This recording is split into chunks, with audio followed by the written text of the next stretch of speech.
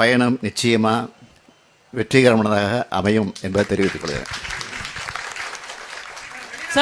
மத்திய அரசு சமக்ரா சிஷா திட்டத்தின் மூலமா தமிழக அரசுக்கு ஒதுக்க வேண்டிய 573 கோடி ரூபாய் இன்னைக்கு ஒதுக்கல. புதிய கல்விக் கொள்கை ஏற்றுக்கொள்ளாதனால தான் இந்த நிலை அப்படின்னு இருக்காங்க. இதை மாநில அரசு எப்படி இந்த விஷயத்தை எதிர்கொள்ள இருக்கிறோம்? தேசிய கல்விக் கொள்கை ஏற்றுக்கொள்ளாத காரணத்தினால தமிழ்நாட்டுக்கு வர வேண்டிய நீங்கள் கேட்ட மாதிரி 573 கோடி ரூபாயை ஒன்றிய அரசு நிறுத்தி வச்சிருக்கு. இது செய்தி வெளியாகிருக்கு. பள்ளி கல்வித்துறையில் தமிழ்நாட்டுக்கான நிதியில் உடனடியாக ஒன்றிய அரசு விடுவிக்க வேண்டும். இது தொடர்பாக ஏற்கனவே கழக நாடாளுமன்ற உறுப்பினர்கள்லாம் நாடாளுமன்றத்திலையும் பேசியிருக்கிறாங்க, சம்பந்தப்பட்ட அமைச்சர்களையும் சந்தித்து நேரடியாக சொல்லியிருக்கிறாங்க. நானும் இன்றைக்கி கடிதம் எழுதியிருக்கிறேன். தொடர்ந்து வலியுறுத்தும். சார் நீங்கள் அமெரிக்கா சென்று வந்த பிறகு இந்த அமைச்சரவையில் ஏதாவது மாற்றம் இருக்குமா சார்?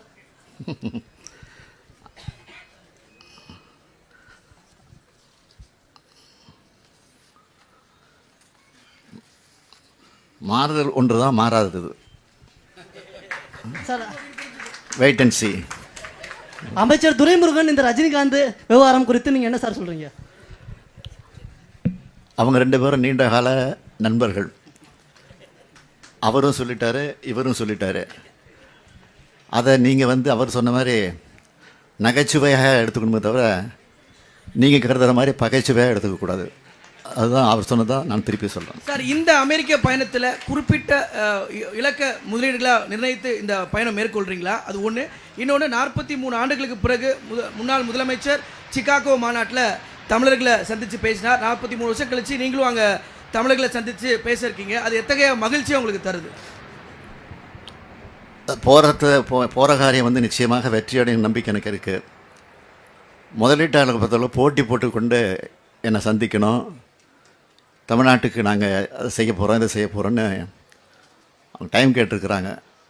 இப்போ நான் கொடுத்துருக்கிற நாட்களே போதாதுன்னு நான் கருதுகிறேன். அந்த அளவுக்கு போட்டி போட்டுக்கொண்டு ஆர்வத்தோட இந்தியாவிலே தமிழ்நாடு தான் இன்றைக்கி முதலிடத்தில் இருக்குது தொழில் முதலீட்டில். அதை தமிழ்நாட்டில் இருக்கிறவங்க சொல்கிறாங்களா இல்லையா, வெளிநாட்டில் இருக்கிறவங்க சொல்கிறாங்க. நிச்சயமாக நீங்கள் நினைக்கிற மாதிரி நடக்கும்.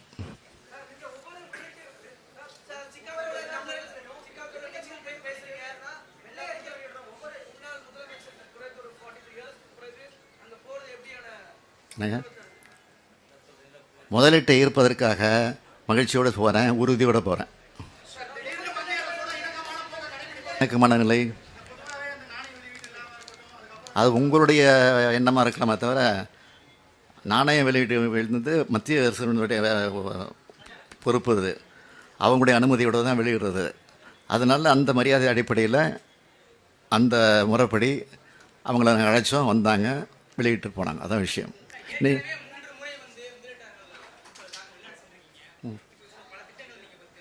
அதான் அந்த அதில் என்னென்ன லாபம், என்னென்ன முதலீடு ஈட்டிருக்கிறோங்கிற சொல்லியிருக்கோம், எத்தனை பேருக்கு வேலை கொடுத்துருக்கோன்னு சொல்லியிருக்கிறோம். அதே மாதிரி இன்னும் என்னென்ன நடந்துகிட்டு இருக்குன்னு சொல்கிறோம். இப்போ என்னென்ன பணிகள் நடந்துகிட்டு இருக்குன்னு தெளிவாக சொன்னேன் உங்கள்கிட்ட. என்னங்க